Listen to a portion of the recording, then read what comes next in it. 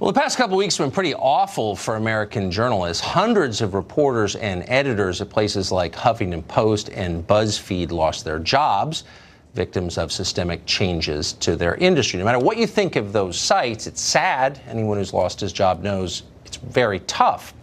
Now, those journalists suddenly have a lot in common with millions of other Americans: factory workers, loggers, retail clerks, coal miners.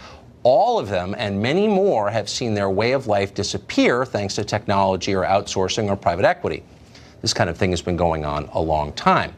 Now, in previous cycles, what we used to call creative destruction, journalists had ready advice for newly unemployed blue-collar workers. Just learn to code. Coding is the future. Stop whining and embrace it.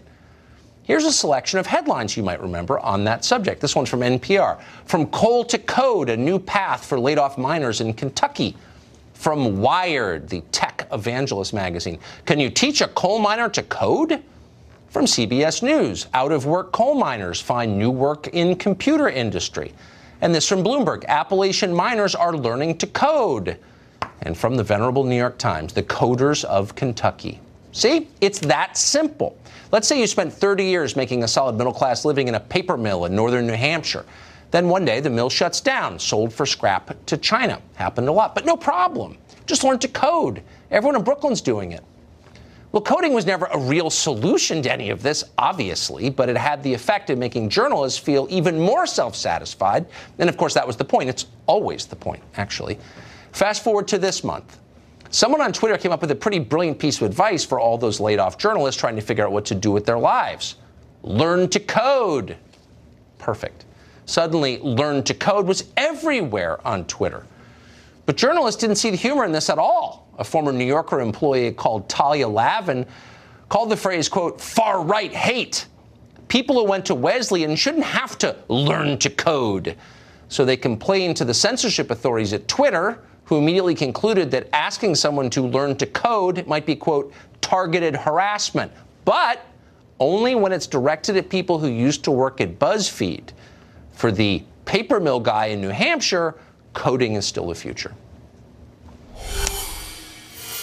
Well, Barstool Sports, probably the best site on the internet. Dave Portnoy runs it, and he has become a scourge of the modern NFL. The NFL does not appreciate that. They have banned Barstool from all NFL events for years, and that includes the Super Bowl's Media Day. So last night, Portnoy snuck into the Media Day event anyway, but he was spotted and kicked out and charged with criminal trespassing.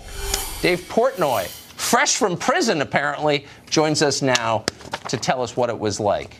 How did you wind up charged with criminal trespassing? I thought you were a legitimate website operator. Yeah, well, we are, but when you challenge authority and you challenge Roger Goodell, it generally ends up with a lecture, sometimes behind bars, sometimes with police officers. In this case, we had 10 guys that looked like they worked for the FBI with little NFL lapel pins, thinking they're the toughest guys in the universe, trying to rough me up. Well, I'll ask you two questions. First is, why do they hate you so much? Oh, they hate me because of Deflategate. I support Tom Brady. I'm one of the few people that challenges Roger Goodell's power, which is absolute. And if you disagree with Roger Goodell, it's like the old Gestapo. You end up in the bottom of a well somewhere. That's how he operates. But we continue to challenge him, and he continues to try to shut us down. So you're disobedient. That's your crime. Okay, that was my first question. Second question is, how dumb is Roger Goodell? So if you're going to arrest somebody, hassle somebody, you probably shouldn't make that person the head of Barstool Sports. It actually isn't smart PR, is it?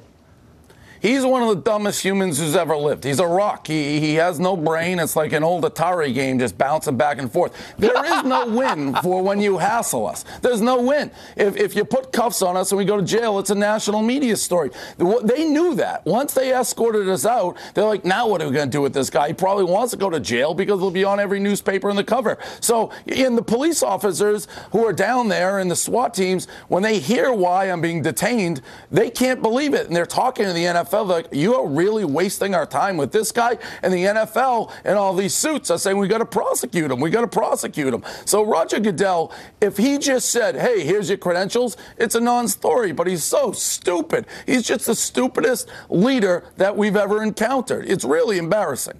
So Roger Goodell is a mouth breather. I think you made a pretty compelling case for that.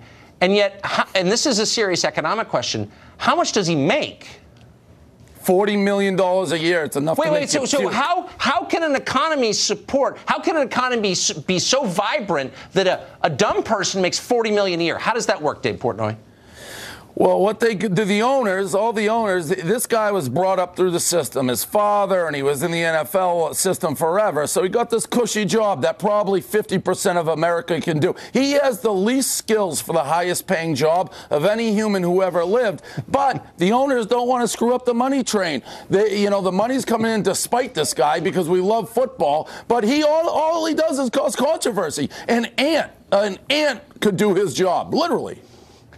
Dave Portnoy, not only El Presidente, editor-in-chief of Barstool Sports, but now a freedom fighter. I'm so glad you are breathing fresh air tonight. Dave Portnoy, great to see you. Somebody's going to fight for the little people, Tucker. That's the spirit. The best.